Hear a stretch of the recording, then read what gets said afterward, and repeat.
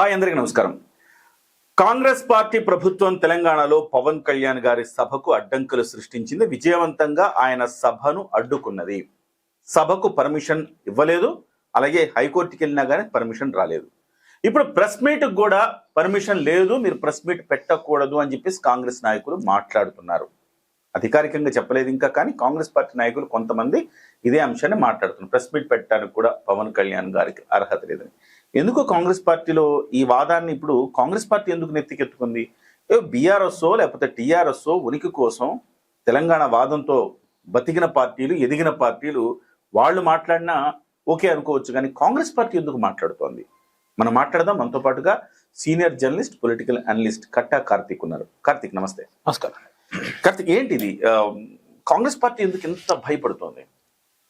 తెలంగాణ వాదం అనగానే, తెలంగాణ అనగానే మీకు గుర్తొచ్చే రాజకీయ పార్టీ ఏంటి? టిఆర్ఎస్. ఇప్పుడు టిఆర్ఎస్, అది బీఆర్ఎస్ గా మారింది. టిఆర్ఎస్ పుట్టింది తెలంగాణ కోసం. అవును, తెలంగాణ వాదంతోనే ఆ పార్టీ పుట్టక అస్తిత్వం అంతా ఉంది. అది కాస్త బీఆర్ఎస్ అంటే జాతీయ రాజకీయాల్లోకి మేము వెళ్తున్నాం, తెలంగాణ రాష్ట్ర సమితిని భారత రాష్ట్ర సమితిగా మారుస్తున్నామని, ఆంధ్రప్రదేశ్ లో కూడా మా పార్టీని విస్తరిస్తున్నామని చెప్పేసి ఆంధ్రప్రదేశ్ లో కమిటీ వేసుకున్నారు. అవును, దానికి తోట చంద్రశేఖర్ గారిని వాళ్ళ పార్టీ ప్రెసిడెంట్ గా ఆంధ్రప్రదేశ్ పెట్టుకున్నారు. అవును, అంటే నిజానికి తెలంగాణలో ఎన్నికల్లో ఓటమి పాలు కావటం వల్ల వాళ్ళు ఆంధ్రప్రదేశ్ లోకి విస్తరించలేదు, కానీ మామూలుగా అయితే వాళ్ళు ఈ పాటికే ఆంధ్రాలో కొంత యాక్టివిటీ చేస్తున్నారు. వాళ్ళ ఉద్దేశం టీ తీసి బీ పెట్టడం, భారతీయ రాష్ట్ర సమితిని పెట్టడంలోనే వాళ్ళ ఉద్దేశం. దేశవ్యాప్తంగా ఇతర రాష్ట్రాలు విస్తరించాలని. ఇతర రాష్ట్రాలు పక్కన పెట్టండి, ఆంధ్రాకి వ్యతిరేకంగా పుట్టిన పార్టీ, ఆంధ్ర వాళ్ళని నానా మాటలన్న పార్టీ, ఆంధ్ర బిర్యానీ పేడ బిర్యానీ అని వెక్కిరించిన పార్టీ, ఆ పార్టీయే ఆంధ్రాలో రాజకీయం చేసుకోవడానికి సిద్ధమైంది. తెలంగాణలో పుట్టినటువంటి జనసేన తెలంగాణలో రాజకీయం చేయకూడదా? అంతే కదా. తెలంగాణ వాదం కోసం పుట్టి, ఆంధ్ర వ్యతిరేకతతో పుట్టి, ఆంధ్రాలో రాజకీయం చేయటానికి బీఆర్ఎస్ సిద్ధమైనప్పుడు, టీఆర్ఎస్ బీఆర్ఎస్ సిద్ధమైనప్పుడు, తెలంగాణలోనే పుట్టి తెలంగాణలోనే అంటే తెలంగాణలో ఉన్నటువంటి పార్టీ.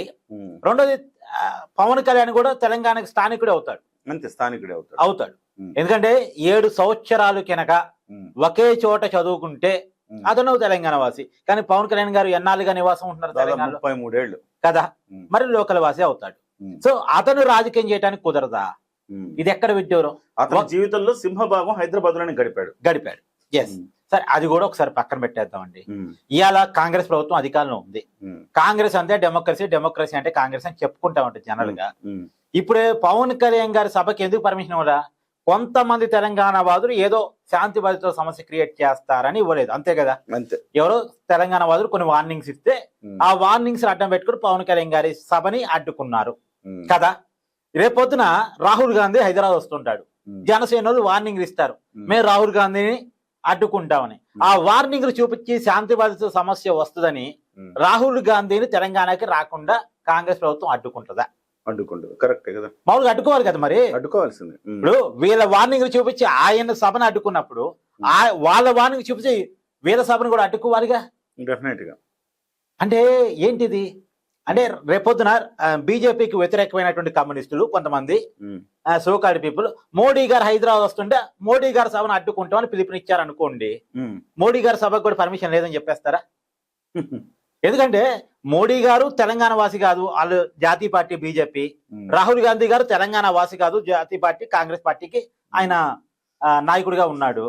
వీళ్ళెవరు తెలంగాణ వాదులు కాదు, తెలంగాణ వాసులు కాదు, కానీ రాజకీయం చేయడానికి తెలంగాణకు వస్తారు వాళ్ళ పార్టీ తరఫున. ఇప్పుడు వాళ్ళని రాణిస్తారా? రానివ్వరా? మరి వాళ్ళని రాణించినప్పుడు పవన్ కళ్యాణ్ రానియడానికి ఇబ్బంది ఏంటి? అంటే ఎవరైనా వచ్చి రాజకీయం చేసుకోవచ్చు, పవన్ కళ్యాణ్ రాకూడదా? అంటే పవన్ కళ్యాణ్ అంటే భయమా? పవన్ కళ్యాణ్ అంటే అభద్రత అంటే మీరు అనొచ్చు, ఏముందండి పవన్ కళ్యాణ్ తెలంగాణలో 4 ఓట్లు లేవు కదా, 1 సీటు కూడా లేదు కదా, పవన్ కళ్యాణ్ చూసి తెలంగాణ సమాజంలో భయం ఎందుకు ఉంటుంది? అందులో కాంగ్రెస్ ప్రభుత్వాన్ని భయం ఎందుకు ఉంటుంది? బీఆర్ఎస్ చూస్తే భయం ఉండొచ్చు, లేదా బీజేపీని చూస్తే భయం ఉండొచ్చు, పవన్ కళ్యాణ్ చూస్తే భయం ఎందుకు ఉంటుంది అని మీరు అనొచ్చు. దాన్ని నేను చెప్పేది ఏంటంటే, పవన్ కళ్యాణ్ అనేటువంటి వ్యక్తికి నిజానికి ఇక్కడ రాజకీయాల మీద దృష్టి లేదు తెలంగాణలో, కాబట్టి ఓట్ బ్యాంక్ లేకపోవచ్చు, సీట్ పరంగా లేకపోవచ్చు, కానీ చరిస్మా ఉంది. ఆయన చెప్తే వినే వాళ్ళు ఉన్నారు. ఆయన చెప్తే దాన్ని ఆలకించి, ఇప్పుడు ఎగ్జాంపుల్ అండి, అతను సనాతన ధర్మాన్ని నెత్తి మీద పెట్టుకున్నాడు. అతను బలమైనటువంటి సనాతన ధర్మాన్ని ప్రమోట్ చేయగలిగినటువంటి వ్యక్తిత్వం అనేటువంటిది మోడీ గారు గుర్తించారు. మోడీ గారు ఎంత గుర్తించకపోతే పవన్ కళ్యాణ్ గారి ఇంటికి మోడీ గారు స్వయంగా వెళ్ళి ఆయన పలకరించి వస్తారండి. అంతేగా. ఇప్పుడు మోడీ గారు 2014లో ప్రధానమంత్రి అయ్యారు. ఇప్పటి వరకు ఏ డిప్యూటీ ముఖ్యమంత్రి ఇంటికైనా మీరు వెళ్ళటం చూసారా? లేదు. దశాబ్దానికి పైగా ఆయన ప్రధానమంత్రిగా ఉన్నారు. ఒక దశాబ్దానికి పైగా ఉన్నారు. మరి 12 సంవత్సరాలు తన ప్రధానమంత్రి ఈ ప్రస్థానంలో ఏ డిప్యూటీ సీఎం ఇంటికి మోడీ గారు వెళ్ళలేదు. ఒక్క పవన్ కళ్యాణ్ గారి ఇంటికి వెళ్ళారు. ఎందుకు వెళ్ళారు? The importance of Pawan Kalyan. అంతేగా. సో రెండోది ఏంటంటే అదే రోజు చంద్రబాబు నాయుడు ఇంటికి కూడా వెళ్ళారు. ఇప్పుడు చంద్రబాబు నాయుడు పవన్ కళ్యాణ్ తెలంగాణ రాజకీయాల్లోకి ఎంట్రీ ఇస్తే, హైదరాబాద్ లోకి ఎంట్రీ ఇస్తే, ఒకటి వీళ్ళు సెటిల్ ఆంధ్ర ఓట్లని ఒకవైపు రన్ చేయగలరు. అందులో పవన్ కళ్యాణ్ సనాతన ధర్మ సిద్ధాంతాన్ని బలంగా చెప్పగలడు. ఇప్పుడు బీజేపీకి తెలంగాణలో ఉన్న మైనస్ ఏంది?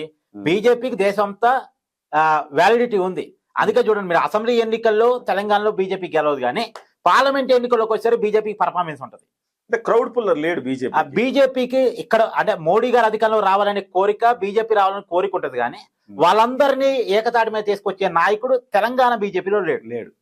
వాళ్ళ పార్టీ సిద్ధాంతాన్ని జనంలోకి పంపించే నాయకుడు లేడు. అది ఇప్పుడు పవన్ కళ్యాణ్ గనక వస్తే, పవన్ కళ్యాణ్ వాళ్ళకి యాడాన్ అవుతే వాళ్ళ పార్టీ సిద్ధాంతాన్ని, హిందుత్వాన్ని, సనాతన ధర్మాన్ని బలంగా జనంలోకి తీసుకెళ్తాడు. అది తీసుకెళ్తే ఒకవైపు కాంగ్రెస్ అధికారానికి ఇబ్బంది, బీఆర్ఎస్ అస్తిత్వానికి ఇబ్బంది. కాంగ్రెస్ కేమో అధికారం పోవడానికి, ఇప్పుడు కాంగ్రెస్ సెకండ్ టైం అధికారంలో రావడం అంటే అది మామూలు విషయం కాదండి. ఈ దేశంలో ఏ రాష్ట్రంలో కూడా కాంగ్రెస్ సెకండ్ టైం అధికారాన్ని తిరిగి సాధించడం లేదు. మీరు ఏ రాష్ట్రంలో చూడండి, కాంగ్రెస్ అధికారంలో ఉన్న చోట అధికారాన్ని ఈజీగా బీజేపీ లాక్కుంటుంది. ఎక్కడ ప్రాంతీయ పార్టీలతో ఉన్న చోట అధికారం లాక్కోవడం బీజేపీ కష్టం అవుతుందేమో, కానీ కాంగ్రెస్ ఉన్న చోట ఈజీగానే లాక్కుంటుంది. కరెక్ట్. రెండోది, ఇక్కడ తెలంగాణలో బీజేపీకి నాయకత్వ సమస్య ఉంది. ఆ నాయకత్వ సమస్య పవన్ కళ్యాణ్ రూపంలో తీరే అవకాశం ఉంది, వాళ్ళ పార్టీ సిద్ధాంతాన్ని జనంలో పంపించడానికి. కాబట్టి ఇప్పుడు చంద్రబాబు నాయుడు, పవన్ కళ్యాణ్ బీజేపీతో జత కట్టి, అందులో పవన్ కళ్యాణ్ సనాతన ధర్మాన్ని, పెద్ద ఎత్తున హిందుత్వాన్ని గనక తెలంగాణ ప్రజల్లోకి తీసుకెళ్తే, మీకు గుర్తుందా బండి సంజయ్ అనేటువంటి పేరు మీకు గుర్తుందిగా? మీకు ఇక్కడ ఒక ఎగ్జాంపుల్ చెప్తా. బండి సంజయ్ నాట్య సినిమా హీరో. ఇతనికి ఏమి పెద్ద అంతకుముందు తెలంగాణ సమాజం మొత్తం తెలిసిన వ్యక్తి కాదు. అసలు అతను బీజేపీ ప్రెసిడెంట్ అయ్యేంత వరకు కరీంనగర్ తప్ప బయట ఎవరికి తెలియలేదు. కరెక్ట్. కానీ అలాంటి స్టేట్ ప్రెసిడెంట్ అయిన తర్వాత బీజేపీ ఒక్కసారికి ఎంత అమాంతం పెరిగింది సార్. ఇవాళ కేసీఆర్ వ్యతిరేకత పెంచింది బండి సంజయ్, రేవంత్ రెడ్డి కాదు. ఆ బండి సంజయ్ ని బీజేపీ ప్రెసిడెంట్ గా తీసివేసిన తర్వాత బీజేపీ క్రియేట్ చేసినటువంటి ఆ స్పేస్ లోకి రేవంత్ రెడ్డి వెళ్ళాడు. అవును కదా. అంటే ఇప్పుడు బండి సంజయ్ అంత స్పేస్ ని క్రియేట్ చేయగలిగినోడు, అందులో బీఆర్ఎస్ కి వ్యతిరేక, ప్రాంతీయ పార్టీకి వ్యతిరేకంగా, కాంగ్రెస్ కి వ్యతిరేకంగా పవన్ కళ్యాణ్ ఒక స్పేస్ ని క్రియేట్ చేయలేడా? డెఫినెట్లీ క్రియేట్ చేస్తాడు.